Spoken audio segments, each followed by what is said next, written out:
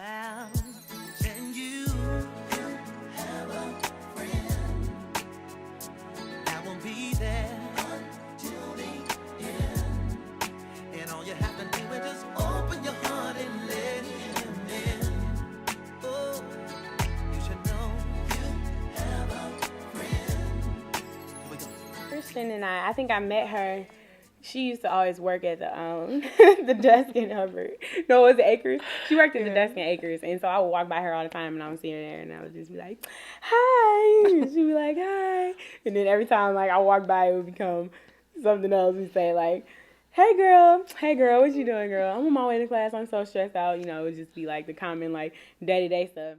But to be honest with you, my freshman year, I was more hanging around my roommate and, other friends that I met when I got here. Likewise. Yep, and we both have our own like crazy stories about, friends that we had our freshman year. And I can remember actually praying to God to bless me with a group of friends that are saved, that are trying to live for God, that are focused, that's here trying to work hard, get up out of here in 4 years, amen. And he definitely blessed me with Mallory. Oluseyi, it would probably be the reason I know so much about YASC.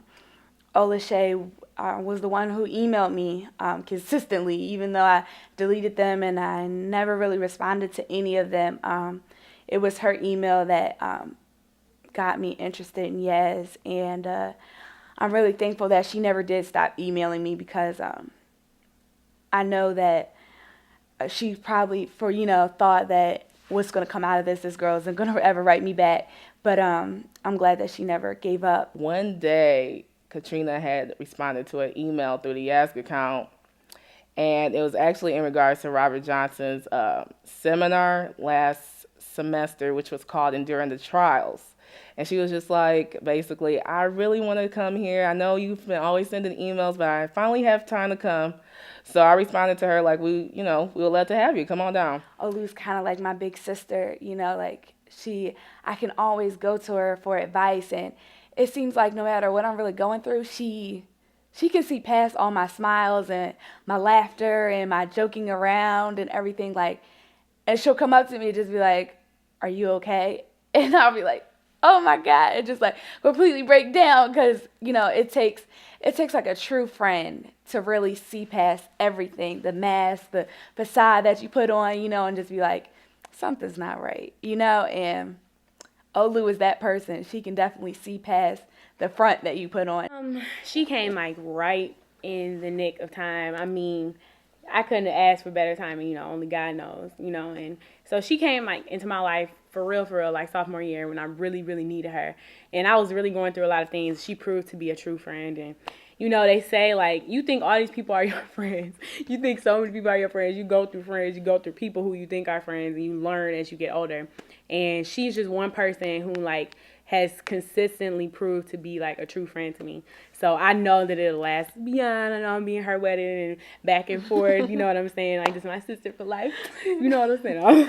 And it's crazy, because you always, I know both of our parents have always told us, you have to be so careful, who you call your friends. Yeah. There's definitely a difference between having friends and associates, and I think we both learned that here in our college experience. And I feel like Mallory is definitely someone that I can call my friend.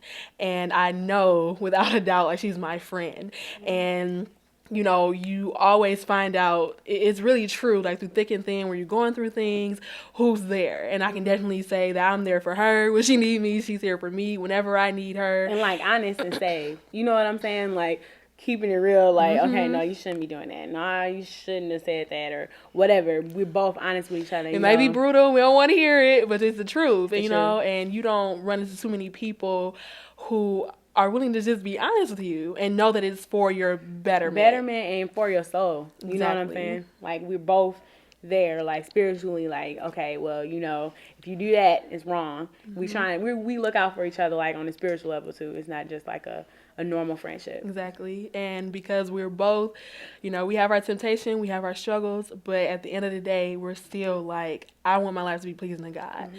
So more than anything, we're always encouraging each other. Make sure you're in the will of God. If it's not the will of God, you need to chill out on that. The long-lasting relationships I've developed in YASC have been many, from Rob to Q to Demetria. just a lot of different things. I mean, I know everybody collectively and individually. So, I mean, when you find people like that who are actually really living the way that God designed for you to live, whatever, and you're trying to do the same exact thing, people like that you don't want to let go of. So I definitely see them being in my life for many years to come. For incoming freshman women, I would just say, number one, your soul is number one. And so I would say, like, get involved with the Christian organization and meet your sister there. Don't depend on, you know, my roommate or somebody that you meet in the caf. I would definitely say that you want to make the person that you become really tight with, that you call your sister, it needs to be somebody who has the same morals and values, and number one, like, has a heart that is chasing after God. And I think that if you don't have that, you're setting yourself up for a lot of problems, because the world thinks differently than we do, and things that you think are, you know, important or things that you place value on, they don't feel the same way. But that's just because you're a child of God. So I would definitely say, like, make sure that your sister in Christ is in Christ. The crazy thing about YASC is besides maybe Mallory, Ryan, and a couple other people, I knew everybody in YASC before I started coming, but we didn't really become a family until YASC, you know, because a lot of us went to the same church back at home, and so the church is so big that you knew them, and you say hi, you like, you know, we went to the same school or whatever, but now it's like, I would seriously do anything for them, you know, like, and I know it's going to last well after we graduate from college, because there's been so much bonding time and so much accountability and reliability that we've placed on one another, to where it's seriously like a brother-sister relationship. And so I know that the relationships that we've built here on campus are going to last well after all of us graduate.